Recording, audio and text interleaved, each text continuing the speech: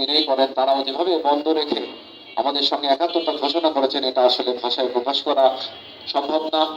এটা আমরা ঋণী হয়ে গেছি আপনাদের কাছে। আপনাদের কৃতজ্ঞতা, আমাদের কৃতজ্ঞতা আপনাদের উপরে সবসময় থাকবে। আজকে যে ঘটনাগুলো ঘটে গেছে গতকালকে, আপনারা জানেন সকলেই, এই ঘটনাগুলো পুনরাবৃত্তি যেন না ঘটে সেটা সচেষ্ট থাকতে হবে। আমরা আজকে এখান থেকে আমরা বলতে চাই, এটা ব্যবসায়ী সংগঠন, এটা কোনো রাজনৈতিক দলের সংগঠন নয়। আমি দীর্ঘদিন আপনাদের সঙ্গে আছি, আমি সবসময় জোর গলায় বলে এসেছি, আমি কোনো রাজনৈতিক দলের নেতা নই, আমি ব্যবসায়ী নেতা।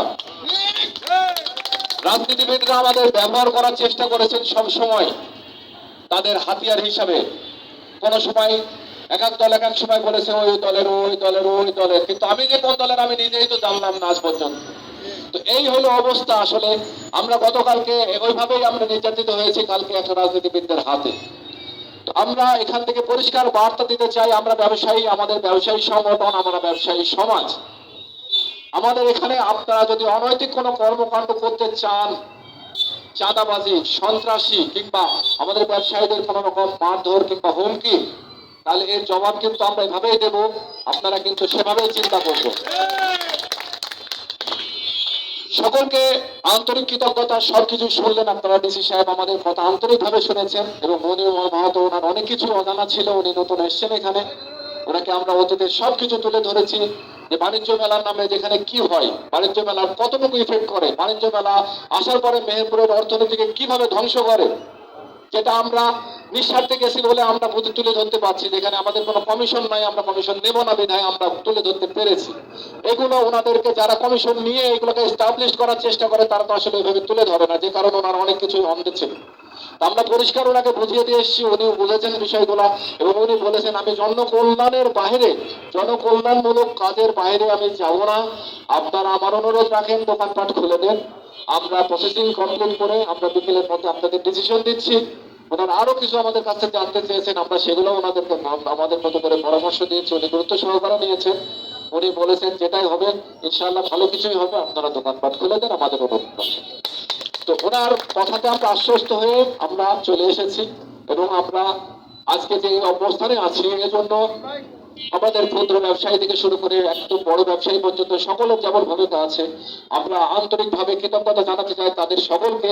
পাশাপাশি আন্তরিকভাবে কৃতজ্ঞতা জানাতে চাই হোটেল বাজার ব্যবসায়ী সমিতি, আমাদের স্বর্ণ ব্যবসায়ী সমিতি, তারপরে আমাদের সঙ্গে আমাদের বড় বাজারেরই প্রাণ তহবাজার ব্যবসায়ী সমিতিকে আমরা আন্তরিক কৃতজ্ঞতা জানাই। ওনারা আমাদেরকে সার্বক্ষণিক সমর্থন জুগিয়েছেন। পাশাপাশি কেদারগঞ্জ ব্যবসায়ী সমিতি, আমজুপি, বারাদি থেকে শুরু করে কাঁথলি ব্যবসায়ী সমিতি সকলে আমাদের সঙ্গে কোঅপারেট করেছেন, যোগাযোগ করেছেন, খোঁজ নিয়েছেন, আমাদেরকে সহমর্মিতা জানিয়েছেন যে যে কোনো প্রয়োজনে আপনারা ফোন দেবেন, কোনো সমস্যা হলে আপনারা কর্মসূচি দেবেন, আমরা আছি। এজন্য আমরা আমাদের সংগঠনের তরফ থেকে সকলকে আন্তরিক কৃতজ্ঞতা ও ধন্যবাদ জানাচ্ছি। আর ইলেকট্রনিক্স মিডিয়া থেকে শুরু করে সাংবাদিক ভাইরা, তাদের কথাও বলতে হয় অবশ্যই। তারা কালকে থেকে আমাদেরকে যথেষ্ট সমর্থন জুগিয়েছেন, তারা সর্বক্ষণিক আমাদের সঙ্গে ছিলেন, এখনো আছেন। সকলকে আমাদের সংগঠনের তরফ থেকে আন্তরিক কৃতজ্ঞতা অভিনন্দন।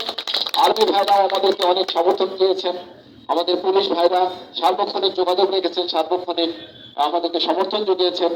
আমাদের পুলিশ ভাইদেরকে আন্তরিক অভিনন্দন, কৃতজ্ঞতা জানাচ্ছি, ধন্যবাদ জানাচ্ছি। তো সকলকে ধন্যবাদ।